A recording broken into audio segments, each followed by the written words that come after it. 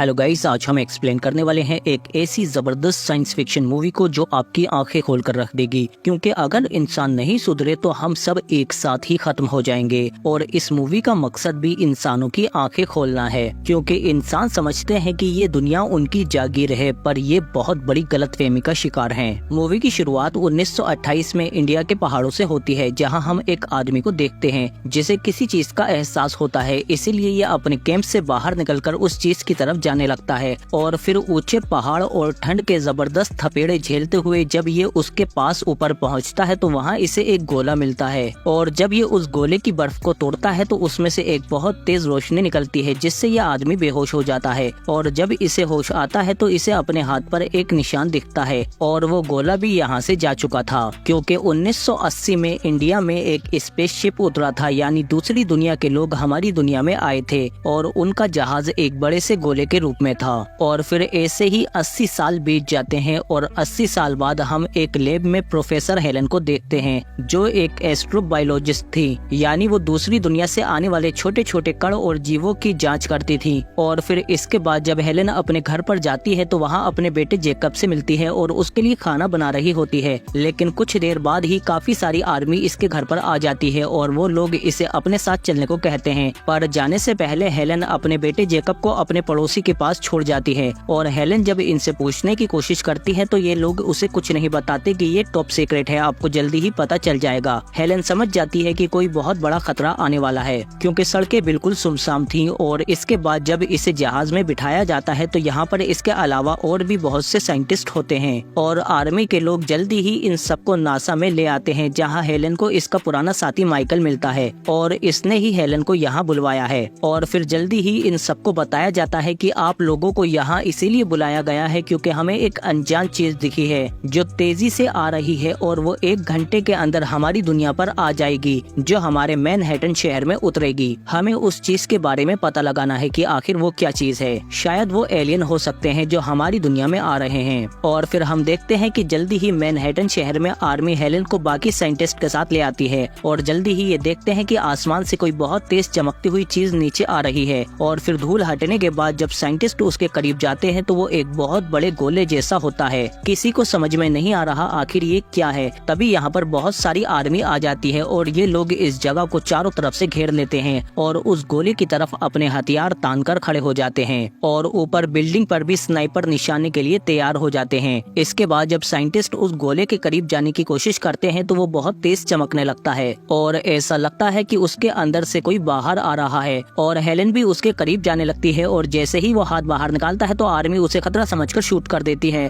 और वो alien Helen की गोद में गिरता है। तभी उस गोले में से एक बहुत बड़ा सा रोबोट निकलता है, जिसके आते ही आर्मी के सारे हथियार और टेक्नोलॉजी बंद हो जाती है। और फिर वो रोबोट बहुत तेज आवाज निकालता है, जिससे ये सब लोग जमीन पर ही तड़पने लगते हैं। पर जब वो रोबोट एलियन के पास आता है तो एलियन उसे बंद कर देता है, क्योंकि खतरा महसूस होते ही ये अपने आप ही एक्टिवेट हो जाता है। जिसके बाद ये लोग उस एलियन को फौरन इमरजेंसी रूम में ले आते हैं और फिर जब सर्जरी करके उसकी गोली निकालते हैं तो ये देखते हैं कि ये एलियन की बॉडी नहीं बल्कि कोई बायोसूट है, जो एलियन को हमारी दुनिया के वातावरण से बचा रहा है। और जब ये उस बायोसूट को हटाते हैं तो इन्हें उसके अंदर एक इंसान जैसा जीव मिलता है। मतलब इस बायोसूट ने उस एलियन को इंसान में बदल दिया ताकि वो एलियन हमारी दुनिया में सांस ले सके, जिससे हेलन को सब कुछ समझ में आ जाता है और वो बताती है कि हमारी दुनिया में उतरने के लिए इसने पहले अपने आप को इंसान में बदला। इसका मतलब है कि ये एलियन पहले भी हमारी दुनिया में आ चुके हैं और हमारी दुनिया से इंसानों का डीएनए लेकर वो खुद को भी इंसान में बदल पाए हैं, क्योंकि बिना इंसानों के डीएनए के वो अपने आप को इंसान में नहीं बदल पाते। और कुछ ही घंटों में ये पूरी तरह से इंसानी रूप में डेवलप हो जाता है और इसे देखकर हम समझ जाते हैं कि ये उसी आदमी जैसा है जिसे हमने मूवी की शुरुआत में 1928 में देखा था। मतलब तभी उस आदमी का डीएनए इस एलियन ने लिया होगा और अब इसने अपने आप को उसी में बदल लिया है। इसके बाद हेलन उस एलियन से बात करने के लिए आती है तो वो बताता है कि मेरा नाम क्लेटू है और मैं यहाँ तुम्हारी दुनिया को बचाने आया हूँ। पर यहाँ पर यूएस की सेक्रेटरी भी आ जाती है, जो इस एलियन को खतरा मानती है, क्योंकि ये इतना पावरफुल है कि इसने सारे सैटेलाइट और टेक्नोलॉजी बंद कर दी है। हमारी कोई भी टेक्नोलॉजी इस वक्त काम नहीं कर रही। पर क्लेटू यानी वो एलियन कहता है कि मैं इंसानों के लीडर से मिलना चाहता हूँ। इसके बाद सेक्रेटरी बाहर आकर इन साइंटिस्ट से कहती है कि ये एलियन और इसका डीएनए अमेरिका की मिल्कियत है, इसीलिए अब हम इसे बेहोश करके यहाँ से ले जाएंगे और इससे पूछताछ करेंगे। शायद ये हमारी मानव सभ्यता को मिटाना चाहता है। पर माइकल कहता है कि आप ऐसा नहीं कर सकती। पर सेक्रेटरी हेलन से उस एलियन को बेहोशी का इंजेक्शन लगाने को कहती है, पर हेलन इंजेक्शन के साथ डिस्टिल वाटर की शीशी भी उठा लेती है और उस एलियन के नशे का इंजेक्शन लगाने के बजाय सादे पानी का इंजेक्शन लगाकर कहती है कि भागो यहाँ से। पर आर्मी सोल्जर्स हेलन को यहाँ से ले जाते हैं और फिर एक व्हील चेयर से बांधकर वो क्लेटो को भी अपने साथ ले जाते हैं और इसे अपने साथ लाकर एक रूम में झूठ पकड़ने वाली मशीन लगाकर इससे सच उगलवाने की कोशिश करते हैं। पर क्लेटो उस मशीन को ही कंट्रोल कर लेता है और उल्टा उस ऑफिसर को ही अपने वश में करके यहाँ से भागने के सारे रास्ते पूछ लेता है और फिर बाहर की सिक्योरिटी डिवाइस की तेज आवाज से वो इन सभी सिक्योरिटी गार्ड की हालत खराब करके यहाँ से आराम से चला जाता है और बाहर आने के बाद वो सीधा एयरपोर्ट पहुँचता है। सेक्रेटरी भी उसे पकड़ने के लिए चारों तरफ हाई अलर्ट जारी कर देती है और इधर एयरपोर्ट पर क्लेटो देखता है कि टीवी में उसी एलियन गोले की चर्चाएं चल रही हैं और इसके अलावा दूसरी जगहों पर भी एलियन के और भी गोले उतरे हैं। इसका मतलब हमारी दुनिया में इसके जैसे और भी एलियन आ चुके हैं। पर वॉशरूम में जाने पर क्लेटो की अचानक से तबीयत बिगड़ जाती है, इसीलिए ये हेलन को फोन करता है क्योंकि इसे सिर्फ हेलन पर ही भरोसा है। हेलन फौरन इसके पास पहुंच जाती है और इससे पूछती है कि क्या तुम हम इंसानों के दोस्त हो, जिस पर यह कहता है कि मैं पृथ्वी का दोस्त हूँ और अब मुझे किसी से मिलना है, इसीलिए मुझे अपने साथ उसके पास ले चलो। और इधर हम देखते हैं कि आर्मी अपने फाइटर प्लेन के साथ उस रोबोट पर हमला करने के लिए जल्दी ही उस गोले के पास पहुंच जाते हैं, पर वो इनके मिसाइल को बीच हवा में ही ब्लास्ट कर देता है और इनके जहाज को कंट्रोल करके उन्हें टैंक में ही घुसाकर तबाह कर देता है। और इधर क्लेटो भी मैकडोनल्ड में एक इंसान से मिलने आता है जो कि एक एलियन है और ये भी कई साल पहले हमारी दुनिया में आ चुका है और इसे एलियन ने हमारी दुनिया में इंसानों के ऊपर रिसर्च करने के लिए ही भेजा था और इसने ही कई साल पहले इन एलियंस को रिपोर्ट भेजी थी कि इस दुनिया के इंसान अपने फायदे के लिए प्रकृति को नुकसान पहुंचाने से पहले एक बार भी नहीं सोचते और ये अपने आप ही इस दुनिया की प्रकृति यानी पेड़ पौधे और दूसरे जानवरों को खत्म करते जा रहे हैं, ये जानते हुए भी कि इससे इनकी दुनिया तबाह हो जाएगी। जिस पर क्लेटो कहता है कि अब आपको यहाँ से हमारी दुनिया में वापस चले जाना चाहिए, पर ये कहता है कि मैं अब यहाँ से नहीं जाऊंगा, यही मेरा घर है। इंसानों का एक दूसरा पहलू भी है, शायद मैं तुम्हें ठीक से नहीं समझा पा रहा, पर इंसान इतने बुरे भी नहीं हैं। पर क्लेटो कहता है कि अगर आप यहाँ रुके तो इंसानों के साथ मारे जाओगे, पर वो कहते हैं कि अब यही मेरा घर है और मैं भी एक इंसान के रूप में ही मरूंगा, इस एहसास को मैं तुम्हें समझा नहीं सकता।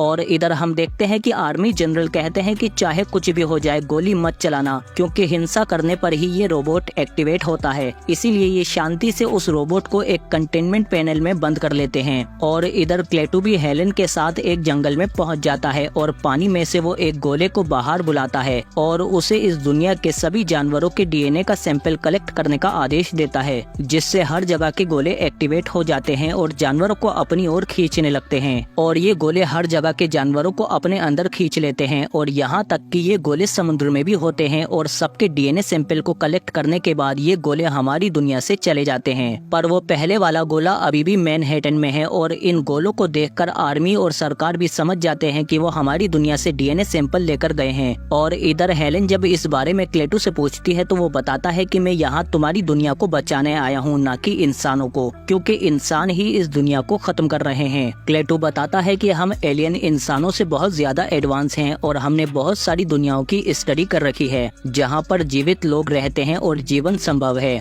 जहाँ पर भी जीवन मौजूद है और हम किसी भी हाल में इस पृथ्वी को तबाह होने नहीं दे सकते, क्योंकि इस गैलेक्सी में बहुत कम दुनियाएं ऐसी हैं जहाँ पर जीवन है, इसीलिए हमारे वहाँ जीवित रहने की संभावना बहुत ज्यादा है। लेकिन इंसान परमाणु हथियार और दूसरे तरीकों से इस दुनिया को तबाह करने के लिए बिल्कुल तैयार बैठे हैं और अगर पृथ्वी खत्म हो गई तो सारा संतुलन बिगड़ जाएगा। पृथ्वी को बचाने के लिए इंसानों को खत्म करना होगा। पर हेलन कहती है कि ये गलत है, हमें इस दुनिया को बचाने का एक मौका मिलना चाहिए, तुम सभी इंसानों को नहीं मार सकते। पर तभी यहाँ पर एक पुलिस ऑफिसर आ जाता है और वो इसे अरेस्ट करने के लिए गाड़ी पर हाथ रखने को कहता है, पर क्लेटो गाड़ी पर हाथ रखते ही उसे गाड़ी से कुचल देता है। पर फिर इसे बचाने के लिए वो इसके मुंह में अपनी जेली डालकर इसे जल्दी ही ठीक कर देता है। हेलन कहती है कि तुमने इसे बचा लिया, पर तुम बाकी सारे इंसानों को मारना चाहते हो, इसीलिए वो इसे एक प्रोफेसर के पास ले आती है ताकि वो क्लेटो की सोच बदल सके। और इधर आर्मी भी उस रोबोट को जमीन के नीचे एक फैसिलिटी में ले जाते हैं। एक बहुत बड़े सरकारी अधिकारी को आर्मी इस फैसिलिटी में ले आती है, पर आते हुए सारे दरवाजे बंद हो जाते हैं और वो ऑफिसर कहता है कि जल्दी ही इसका पता लगाओ, क्योंकि इन एलियन की वजह से पूरी दुनिया में हर जगह दंगे हो रहे हैं और लोग इनके डर से शहर के शहर खाली कर रहे हैं। उन्हें लगता है कि दुनिया खत्म होने वाली है और इधर प्रोफेसर समझ जाते हैं कि ये वही एलियन है जिसके बारे में न्यूज चल रही है। प्रोफेसर क्लेटू से पूछते हैं कि तुम्हारी सभ्यता कैसे बच गई, जिस पर वो बताता है कि जब हमारी दुनिया के पास वाला सूरज तबाह होने लगा तो हम सब एकजुट हो गए, क्योंकि उससे हमारी पूरी नस्ल और दुनिया ही तबाह हो जाती। इसलिए हम सब ने मिलकर आने वाली तबाही को रोका और अपनी गलतियों को सुधारा। जिस पर प्रोफेसर कहते हैं कि जब तुम्हारी दुनिया खत्म होने की कगार पर थी तो तुम लोगों ने उसे बचाने के लिए हर मुमकिन कोशिश की और इसीलिए तुम लोग बच गए। अब यही बात हम इंसानों पर भी लागू होती है, क्योंकि अभी तक हम इंसानों को पता ही नहीं है कि उनकी दुनिया तबाह होने वाली है। और अगर हम लोगों को अपनी दुनिया को बचाने का मौका ही नहीं मिला और डायरेक्ट हम सभी इंसानों को मार दिया गया तो यह हमारे साथ बहुत अन्याय होगा, क्योंकि आज हम वहीं खड़े हैं जहां पहले तुम खड़े थे। ये बात क्लेटू की समझ में आ जाती है कि इंसानों को अपनी दुनिया बचाने का मौका मिलना चाहिए, पर तभी यहाँ पर आर्मी आ जाती है। इसीलिए ये तीनों जंगल की तरफ भागते हैं, पर जल्दी ही खुले में आते ही वो हेलेन को पकड़कर ले जाते हैं। और फिर जब 2 हेलीकॉप्टर क्लेटू के सामने शूट करने के लिए आते हैं तो वो उसे शूट करने से पहले ही वो इन दोनों चॉपर को आपस में क्रैश करवा देता है, जिससे डरकर जेकब जंगल की तरफ भागता है और क्लेटू भी उसके पीछे पीछे चला जाता है। और इधर रिसर्च फैसिलिटी में जब एक साइंटिस्ट ड्रिल बदल रहा होता है तो उस पर छोटे छोटे कीड़े तेजी से अपनी संख्या बढ़ा रहे हैं और जल्दी ही वो इतने बढ़ जाते हैं कि उसके सूट में घुसने लगते हैं। वो गेट खोलने को कहता है पर जॉन गेट खोलने से मना कर देता है और वो साइंटिस्ट मारा जाता है, क्योंकि दरवाजा खोलने पर वो चीज बाहर आ जाती। इसीलिए ये उसमें आग लगा देता है, पर उससे भी कुछ नहीं होता और जल्दी ही वो रोबोट भी उन छोटे छोटे कीड़ों में बदलने लगता है। जॉन यहाँ से भागने के लिए दरवाजा खोलने को कहता है, पर आर्मी ऑफिसर कहते हैं कि इस पूरी जगह को सील कर दिया गया है, कोई बाहर नहीं जा सकता।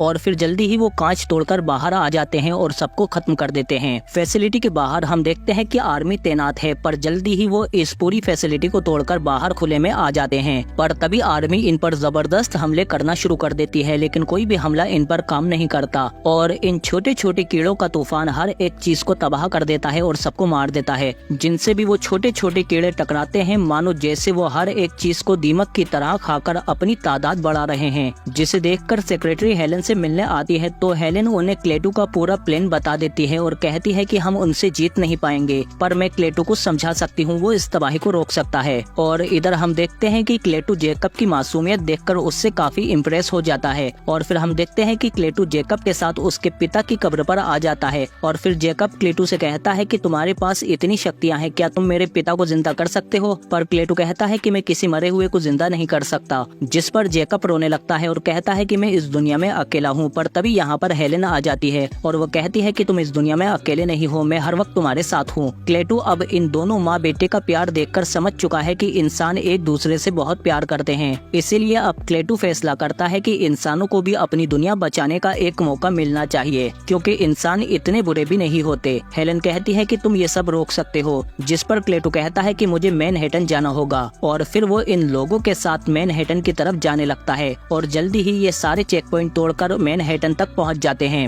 जहां पर वो बड़ा सा गोला है। पर तभी मिलिट्री इस गोले पर मिसाइल दाग देती है, जिसकी चपेट में इनकी गाड़ी भी आ जाती है और उसमें माइकल मारा जाता है, पर उस गोले को इस हमले में कुछ भी नहीं होता और उन कीड़ों का झुंड भी अब शहर में आ चुका है। क्लेटू देखता है कि वो कीड़े आ चुके हैं, इसीलिए ये लोग फौरन गाड़ी से निकल जाते हैं, पर वो कीड़े अब इस गोले के पास भी आ चुके हैं। इसीलिए क्लेटू इन दोनों को लेकर जल्दी ही एक टनल में घुस जाता है, पर तभी जेकब की तबीयत बिगड़ जाती है, जिस पर क्लेटू कहता है कि वो कीड़े इसके अंदर घुस चुके हैं। तभी हेलेन की भी तबीयत बिगड़ जाती है, वो क्लेटू से कहती है कि प्लीज बचा लो हमें, जिस पर क्लेटू इन दोनों के हाथ पकड़कर उन कीड़ों को अपने अंदर सोखने लगता है और जैसे ही वो कीड़े इनके अंदर से निकलकर क्लेटू के शरीर में आते हैं तो ये दोनों ठीक हो जाते हैं। लेकिन उसकी परवाह किए बिना क्लेटू उन कीड़ों के झुंड से होता हुआ उस गोले की तरफ बढ़ने लगता है, पर वो कीड़े अब क्लेटू को भी मारने लगते हैं। पर क्लेटू उस गोले पर पहुंचकर उससे एक जोरदार इलेक्ट्रोमैग्नेटिक पल्स छोड़ता है, जिससे सभी कीड़े डीएक्टिवेट होकर नीचे गिरने लगते हैं। अब एलियन कीड़े तो मर चुके हैं, पर इलेक्ट्रोमैग्नेटिक पल्स से हर जगह की बिजली चली जाती है, क्योंकि बिजली का पूरा सिस्टम ही तबाह हो चुका है। मतलब दुनिया में अब ना तो बिजली है और ना ही टेक्नोलॉजी। इंसानों को अब सब कुछ शुरू से शुरू करना होगा